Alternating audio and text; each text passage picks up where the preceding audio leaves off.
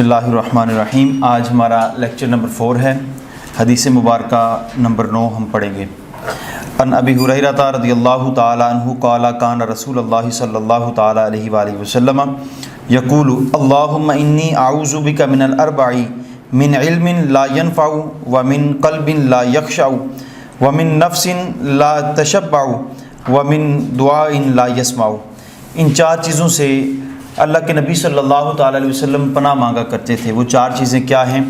हज़रत अबू हुरैरा रज़ियल्लाहु ताला अन्हु की रिवायत है। आप फरमाते हैं कि अल्लाह के नबी 4 चीज़ों से पनाह मांगते थे और फरमाया करते थे अल्लाहुम्मा इन्नी अऊज़ु बिका, ए अल्लाह मैं पनाह मांगता हूँ, मिनल अरबाई, इन 4 चीज़ों से, मिन इल्मिन ला यनफ़उ, ऐसे इल्म से जो नफ़ा नहीं देता, उस इल्म से अल्लाह के नबी सल्लल्लाहु ताला अलैहि वसल्लम पनाह मांगा करते थे।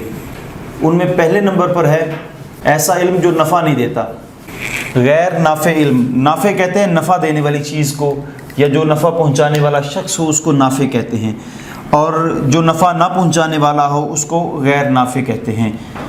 अब इल्म क्या है? इल्म तो फ़ायदा ही देता है। एक इंसान इल्म हासिल करता है, वो अपनी ज़ात की हद तक उससे फ़ायदा उठाता है। बाज़ लोग ऐसे होते हैं दूसरे लोगों को भी फ़ायदा पहुँचाते हैं। अब चाहे वो दुनियावी इल्म हो, दीनी इल्म हो, किसी एतबार से भी इल्म हो, वो तो फ़ायदा पहुंचाता है। लेकिन यहाँ पर गैर नाफ़े इल्म किसको कहा गया है? आमतौर पर हम ये समझते हैं कि वालेकुम अस्सलाम, आमतौर पर हम ये समझते हैं कि इल्म वो है कि जिससे हमें मालूमात का बहुत सारा ज़ख़ीरा हो जाए। हम कहते हैं कि हमारे पास इल्म आ गया। बाज़ औक़ात ऐसा होता है कि हमें देख कर कुछ पढ़ना आ जाता है, रीडिंग करना आ जाती है। अरबी ज़ुबान में लिखी कोई इबारत है, हम उसको पढ़ लेते हैं, हम समझते हैं कि हमें अरबी का इल्म हासिल हो गया। और हमें इंग्लिश की अगर पढ़ना पड़े तो इंग्लिश हम आसानी के साथ पढ़ लें, हम समझते हैं कि हमारे पास बहुत सारा इल्म है, हम ये पढ़ सकते हैं। अगर हम साइंस का कोई फार्मूला है, हम उसको पढ़ लेते हैं, देख कर हल कर लेते हैं, हम कहते हैं कि हमारे पास इल्म आ गया। तो इल्म किसको कहते हैं? आम फ़हम में आम तौर पर तो इल्म कहते हैं मालूमात के ज़ख़ीरे को या अल्फाज के ज़ख़ीरे को, जिसको हम आसानी के साथ देख सकें, पढ़ सकें, हल कर सकें। लेकिन इस्लाम का नज़रिया थोड़ा इससे मुख्तलिफ है। इस्लाम कहता है कि वो इल्म जो आपको अल्लाह के करीब करे, दीन इस्लाम के करीब करे, वो चाहे साइंस का इल्म है, टेक्नोलॉजी का इल्म है, IT है, इस्लामियात है, कोई भी इल्म है, लॉ आप कर रहे हैं, किसी तरह का भी इल्म है, वो अगर आपको इस्लाम के करीब कर देता है वो आपको नफ़ा देता है। और जो इल्म आपको, चाहे आप कुरान पढ़ रहे हैं, कुरान पढ़ने के बावजूद भी आपको अगर वो इस्लाम की मोहब्बत इल्म नहीं दे सकता, तो वो इल्म आपका जो है वो नाफ़े इल्म नहीं है, गैर नाफ़े इल्म है। इस्लाम उस इल्म को मानता है जिस इल्म से इंसानियत का फ़ायदा हो, जिस इल्म से इंसान अपने दीन का फ़ायदा कर सके, जिस इल्म से बंदा अपने प्यारों का फ़ायदा कर सके। जो इल्म इंसान किसी को फ़ायदा पहुंचाने के लिए ना सीखे, उस इल्म का कोई फ़ायदा नहीं। इस्लाम का नज़रिया ये है कि जिसका मकसद ये है कि मोहब्बत इलाही नसीब हो जाए, अल्लाह की मोहब्बत मिल जाए, तो वो इल्म फ़ायदे वाला है। अगर अल्लाह की मोहब्बत नहीं मिलती तो वो इल्म फ़ायदे वाला नहीं बल्कि नुकसान वाला है। इस्लाम का एक अपना ही तरीक़ाकार होता है, एक अपना ही अंदाज़ है। इस्लाम कहता है कि जिससे इंसानियत का फ़ायदा हो उस इल्म को मैं मानता हूँ। अगर इंसानियत को उससे कोई फ़ायदा नहीं पहुँच रहा तो इस इल्म की अहमियत इस्लाम के नज़दीक कोई भी नहीं है। जैसे अल्लाह के नबी सल्लल्लाहु ताला अलैहि वसल्लम ने इरशाद फरमाया कि 2 तरह के लोग हैं जिन्होंने इस्लाम की कमर तोड़ दी। हदीस मुबारक के अल्फाज में यह है कि मेरी कमर तोड़ दी, लेकिन इसका मफहूम यह है कि उसने इस्लाम को नुकसान पहुँचाया। 2 तरह के लोग वो कौन हैं? एक नंबर 1 वो ऐसा आबिद जो जाहिल है। आबिद कहते हैं इबादत करने वाले को, जो इबादत करता है उसको आबिद कहते हैं, और जो इल्म से खाली है उसको जाहिल कहते हैं। यानी ऐसा आबिद जिसके पास इबादत तो है लेकिन उसके पास इल्म नहीं है। दूसरे नंबर पर फरमाया बेअमल आलिम, ऐसा आलिम जिसके पास इल्म तो मौजूद है लेकिन उसके पास उस इल्म के मुताबिक अमल नहीं है। 2 चीज़ें यहाँ पर अल्लाह के रसूल सल्लल्लाहु ताला अलैहि वसल्लम ने इरशाद फरमाया ऐसा आबिद जिसके पास इल्म नहीं और ऐसा आलिम जिसके पास अमल नहीं। यानी इन दोनों चीज़ों को पैरेलल लेकर चलना है। इबादत करनी है तो पहले इल्म हासिल करना है, इल्म हासिल करना है तो उस पर अमल भी करना है। यानी इल्म और इबादत को एक साथ लेकर जो चले, अल्लाह के नबी ने उसको पसंद फरमाया। और ऐसा जाहिल, मिसाल के तौर पर जाहिल आबिद कौन होता है? عبادت کرنے والے کو ہم جاہل کیسے کہہ سکتے ہیں؟ ہماری مساجد میں بزرگ عبادت کر رہے ہوں اور ہم کہیں کہ یہ جاہل ہے اور اللہ کے نبی نے اس کو پسند نہیں کیا، تو ذہن میں سوال تو آتا ہے، وہ تو عبادت کر رہا ہے، وہ تو دین کا کام کر رہا ہے، اللہ کی عبادت میں مصروف ہے، وہ کیسے بندہ جو ہے اللہ تعالیٰ کو یا اللہ کے نبی کو ناپسند ہو سکتا ہے؟ یا اسلام کی کمر اس نے کیسے توڑی ہے، اسلام کو نقصان کیسے پہنچایا؟ تو اب اس کو سمجھنے کی ضرورت ہے۔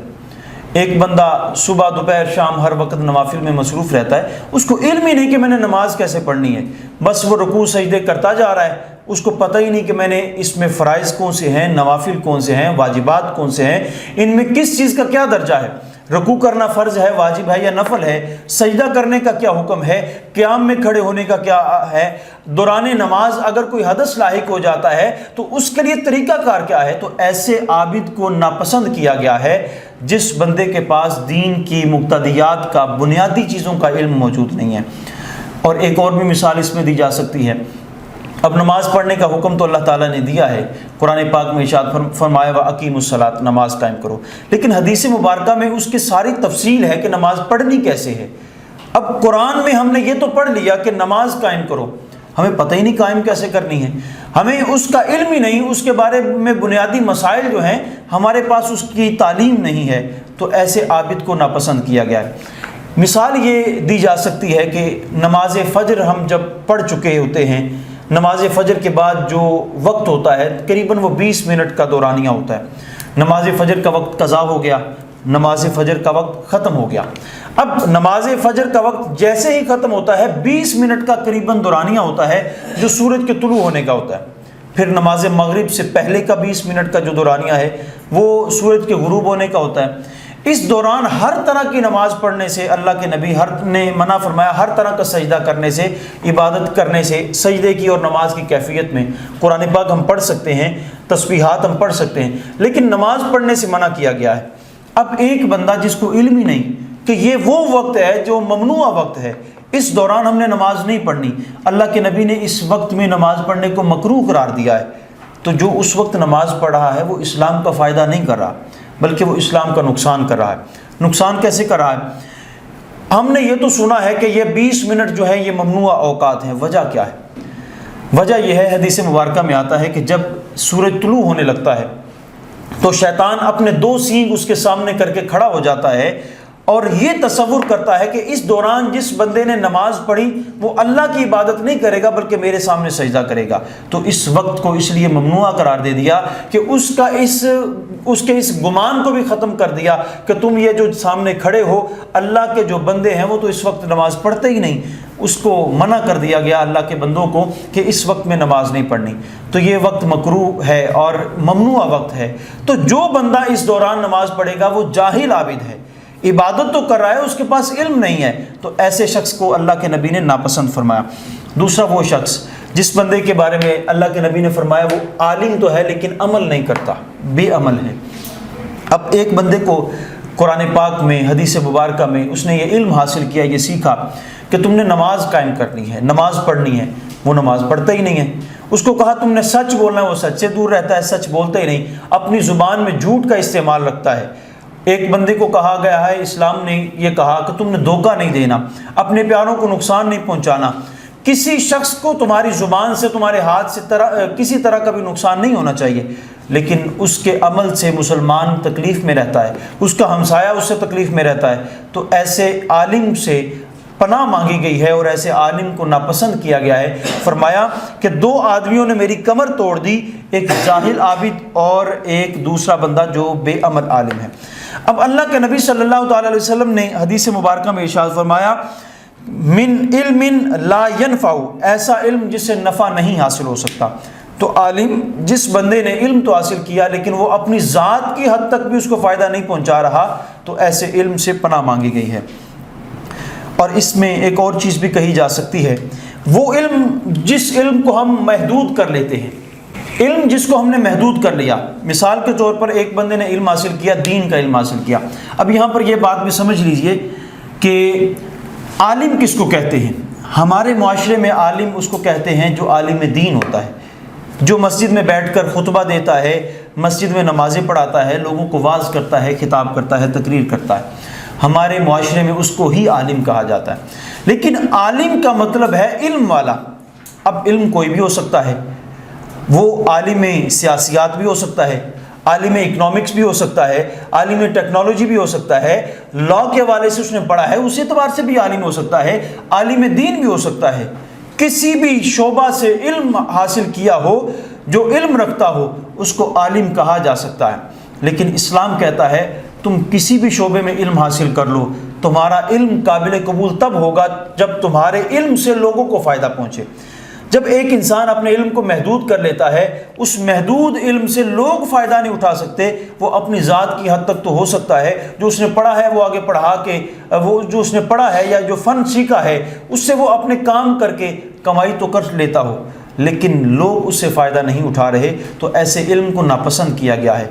تو اللہ کے نبی صلی اللہ تعالی علیہ وسلم نے ارشاد فرمایا، اللہ کے نزدیک قیامت کے دن مرتبہ کے اعتبار سے سب سے بدترین شخص وہ ہوگا، بہترین نہیں بلکہ بدترین شخص وہ ہوگا، وہ عالم ہوگا جس کے علم سے نفع حاصل نہ کیا گیا ہو۔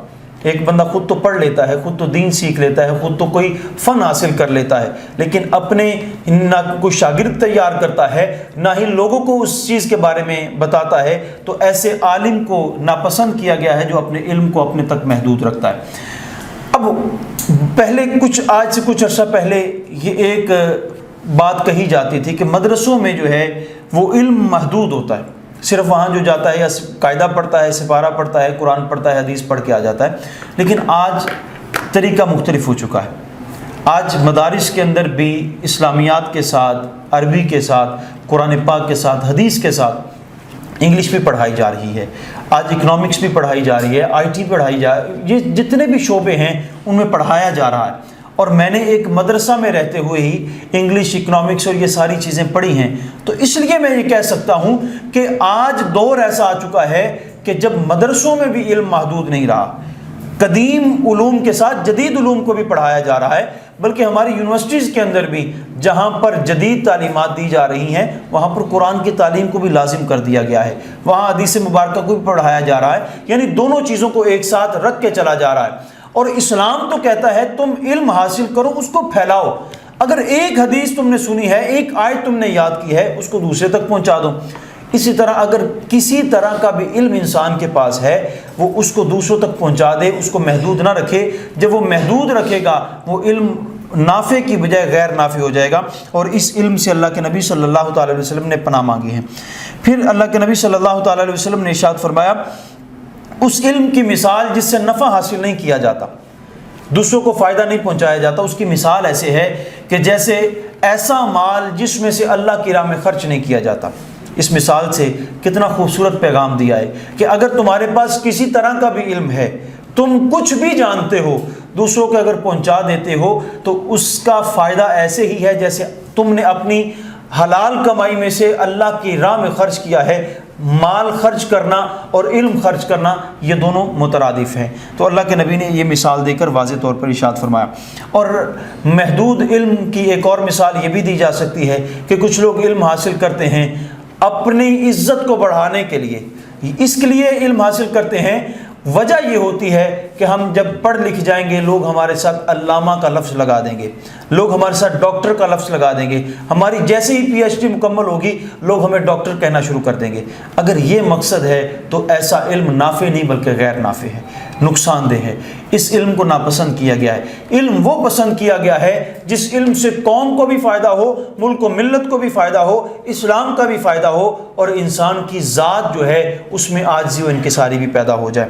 اور اگر علم انسان نے جھگڑا کرنے کے لیے، لوگوں سے بحث و مباحثہ کرنے کے لیے، جیسے آج ٹی وی چینلز پہ آپ دیکھتے ہیں بڑے بڑے جو ہوتے ہیں تبصرہ کرنے والے ایک دوسرے کے ساتھ جنگ کر رہے ہوتے ہیں، جانتے بھی ہوتے ہیں کہ ایسا جنگ کرنا ہمارے علم نے نہیں سکھایا، لیکن وہ الفاظ کی جنگ کر کے ایک اس پارٹی کے ساتھ ہو گیا، دوسرا دوسری سیاسی پارٹی کے ساتھ ہو گیا، کوئی کسی جماعت کے ساتھ کھڑا ہو کے پھر وہ ہر طرح کے سیاہ و سفید کو قبول کرتے ہوئے اس نے اپنی پارٹی کو ڈیفینڈ کرنا ہے۔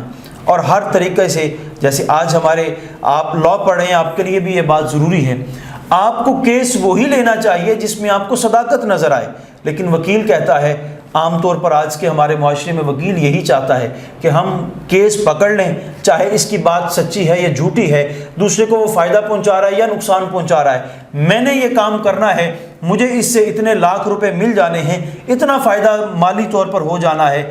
اب وہ وکیل جو ہوتا ہے جو جانتا ہے یہ ناحق ہے، یہ جھوٹا ہے، میرا کلائنٹ جو ہے یہ غلط بات کر رہا ہے، میرے کلائنٹ کے پاس صداقت نہیں ہے، تو ایسا وکیل جو ہوتا ہے وہ ایسے ایسے حربے اور طریقے سکھاتا ہے کہ تم نے جب جج کے سامنے پیش ہونا ہے تم نے یہ بات کہنی ہے، جب جج یہ سوال کرے یا دوسرا فریق مخالف کا وکیل یہ سوال کرے تو تم نے یہ جواب دینا ہے، یعنی اس کو جھوٹ بولنے میں بھی مکمل طور پر معاونت کر رہا ہوتا ہے۔ حالانکہ اسلام کہتا ہے وَلَا تَعَاوَنُوا عَلَى الْإِثْمِ وَالْعُدْوَانِ، اگر تعاون کرنا ہے تو خیر اور نیکی کے کاموں میں کرنا ہے، اگر تعاون کرنے کی باری آئے اور تمہارے سامنے خیر کے علاوہ شر ہو تو تم نے اس کا ساتھ نہیں دینا۔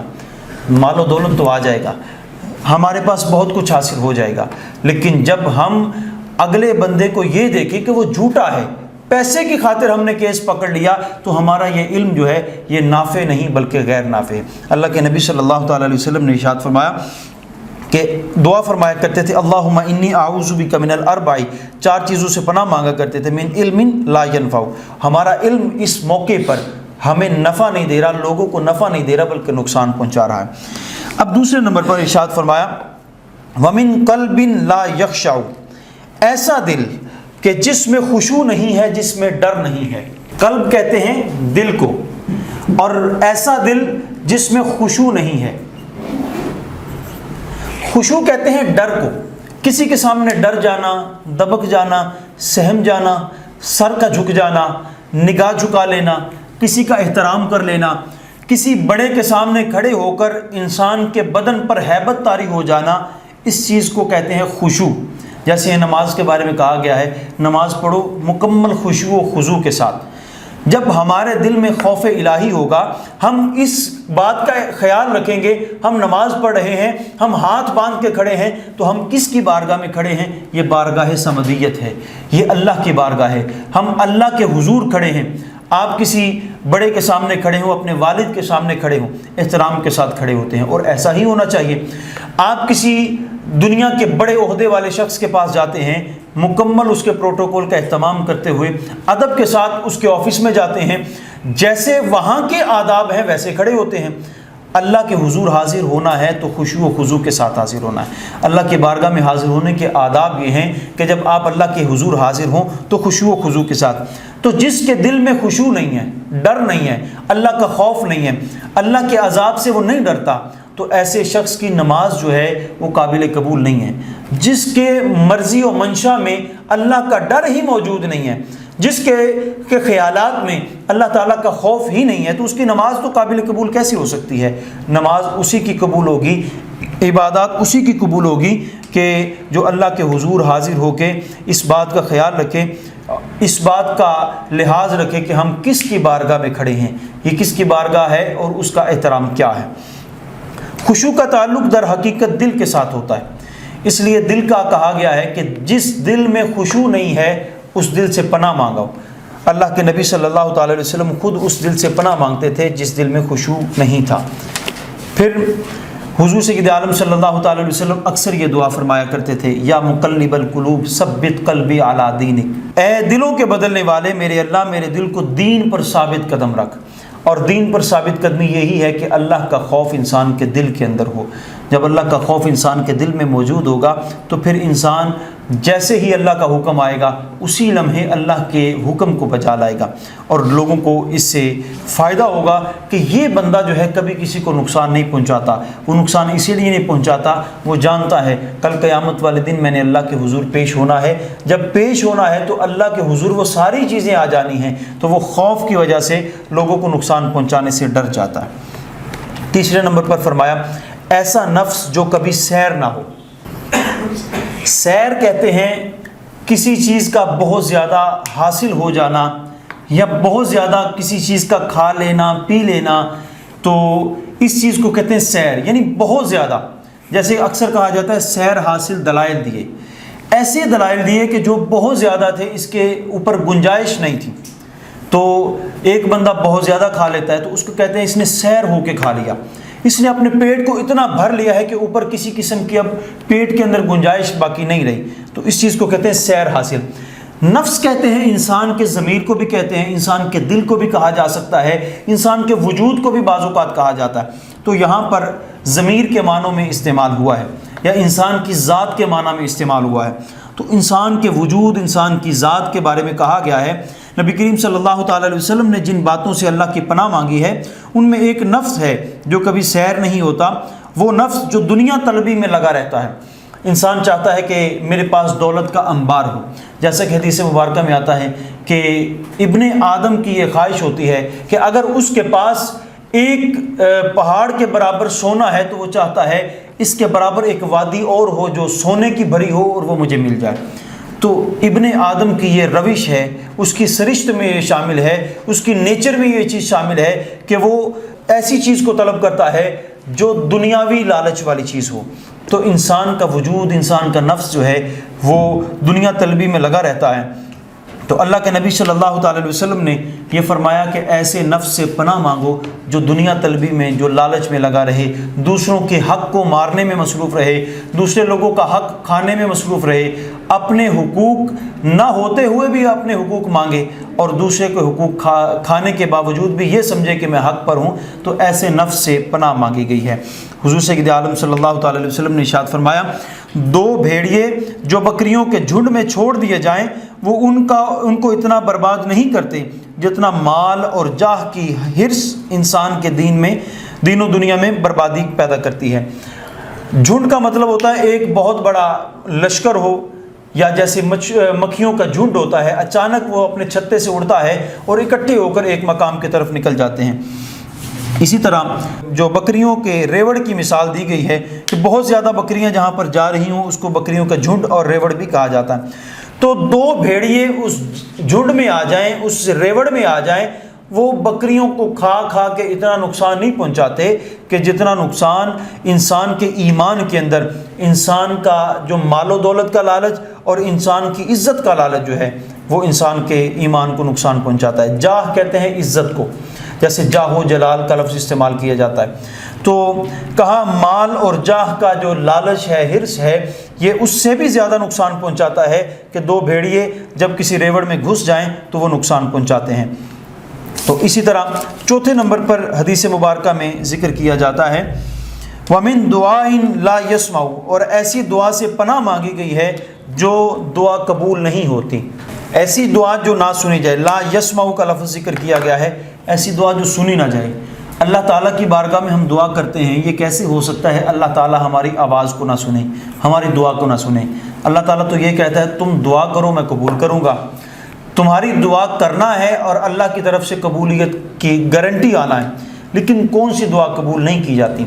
ایسی دعا جس دعا کے قبول ہونے میں رکاوٹ ہمارے اعمال آ جاتے ہیں۔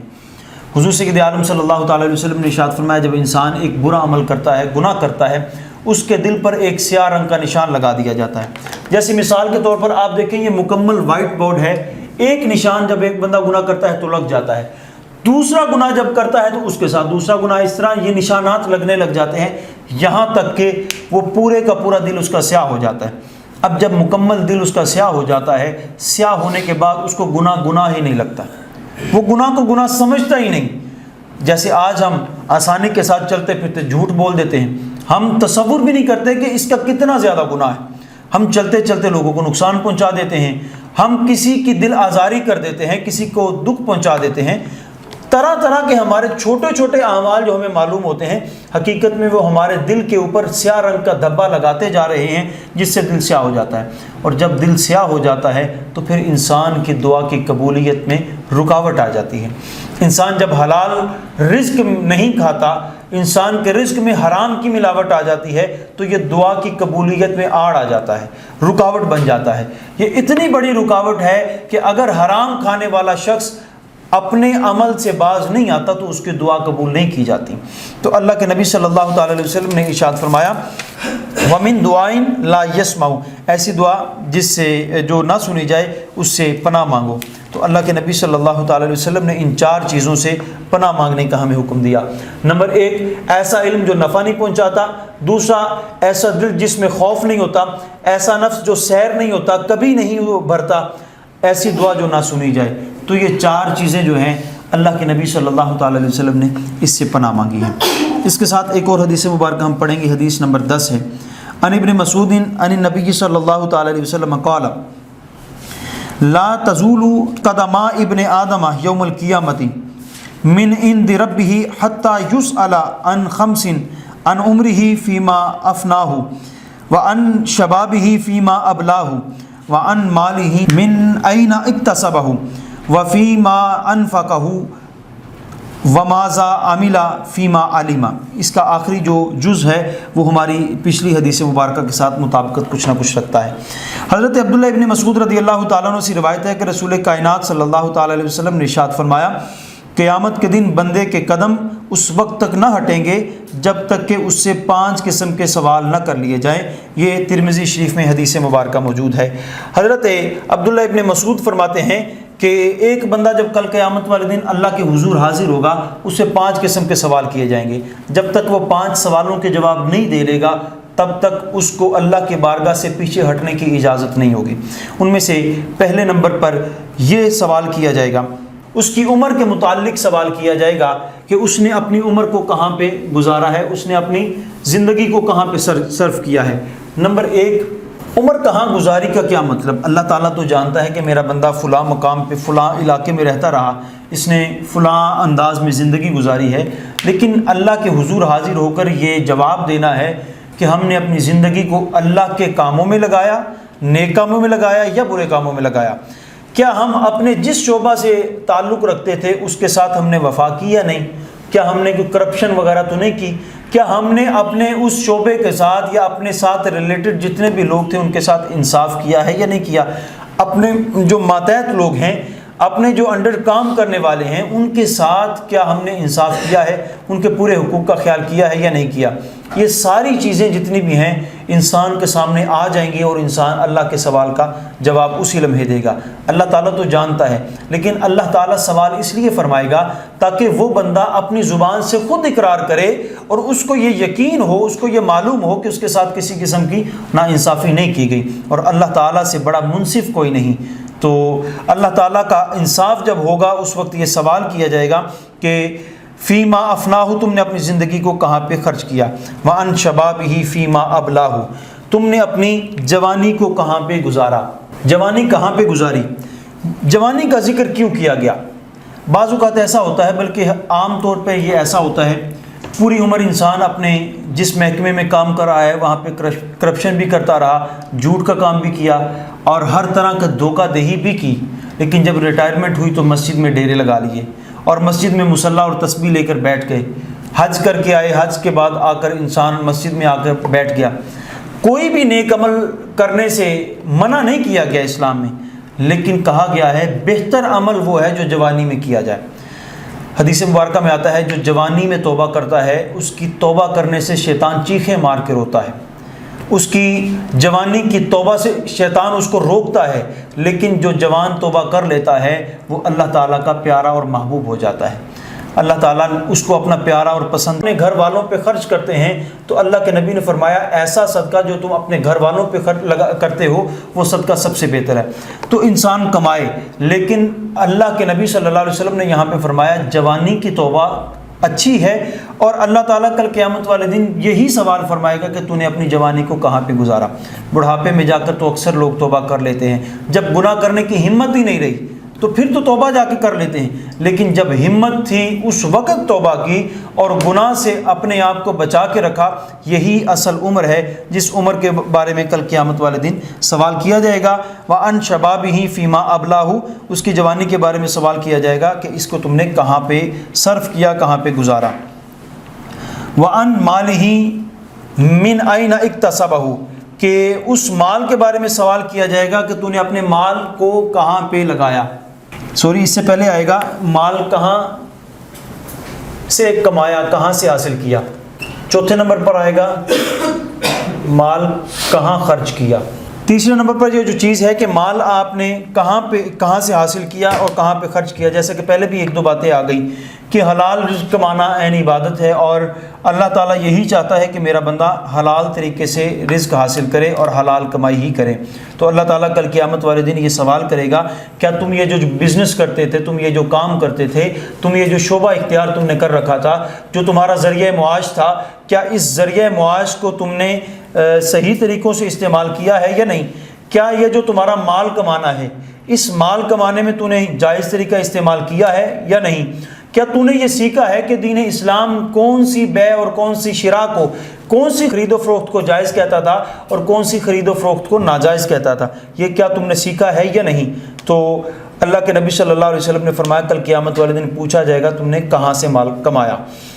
وفیما انفقہ، اور تم نے کہاں پہ وہ مال خرچ کیا. اب پہلا سوال یہ ہوگا کہ مال کہاں پہ، ان دونوں سوالوں میں پہلا سوال یہ ہوگا کہ مال کہاں سے حاصل کیا، پھر لگایا کہاں پہ. بعض اوقات بندہ مال کماتا تو حلال طریقے سے ہے لیکن اس کو لگاتا اچھے طریقے پہ نہیں. انسان سینما میں فلم دیکھنے چلا جاتا ہے، انسان کوئی بھی گناہ ہو سکتا ہے، کسی گناہ کے کام پہ لگایا جا سکتا ہے، کسی طرح کا بھی کوئی گناہ ہو سکتا ہے، یا برے سفر کی خاطر انسان اپنے آپ کو لے کر چلتا ہے تو وہ جو اس سفر میں مال خرچ ہوا تو وہ سارے کا سارا کل قیامت والے دن اس کے بارے میں سوال کیا جائے گا کہ تم نے مال کو کہاں پہ خرچ کیا ہے. وَمَاذَا عَمِلَ فِيمَا عَلِمَ، اور کیا تم نے اس پہ عمل کیا، اس چیز پر عمل کیا جو تمہیں علم تھا، کیا تم نے اپنے علم پر عمل کیا؟ تو یہ سوال آخری جو سوال پانچواں کیا جائے گا، کیا جو تو نے پڑھا تھا اس پر عمل بھی کیا ہے یا نہیں. تو یہ اس پچھلے سوال کے ساتھ متعلق ہے کہ اللہ تعالیٰ نے قیامت والے دن اس سوال کو بھی لازم قرار دے دیا کہ کیا جو تم نے علم حاصل کیا اس کو دوسروں تک پہنچایا بھی ہے یا نہیں، کیا اس سے لوگوں کو کچھ سکھایا بھی ہے یا نہیں، علم جو حاصل کیا اس سے تمہاری ذات میں کوئی فرق آیا ہے یا نہیں. تو یہ کل قیامت والے دن اللہ تعالیٰ سوال فرمائے گا. تو 5 چیزیں ہیں جس کا سوال دیے بغیر اللہ کی بارگاہ سے واپس ہٹنا ممکن نہیں ہوگا. اس کے بعد ہی جزا و سزا جو ہوگی، جنت اور دوزخ میں جانے کا فیصلہ اس کے بعد ہوگا. پہلا سوال ہوگا کہاں پہ عمر گزاری، جوانی کہاں پہ گزاری، مال کہاں سے کمایا، مال کہاں پہ لگایا، کیا علم پر عمل کیا. یہ 5 چیزیں جو ہیں اس کے متعلق اللہ تعالیٰ قیامت والے دن سوال کرے گا. جب تک بندہ اس کا جواب نہیں دے سکے گا تب تک اللہ کے حضور سے واپسی ناممکن ہے. اس کے متعلق کسی کا کوئی سوال ہو؟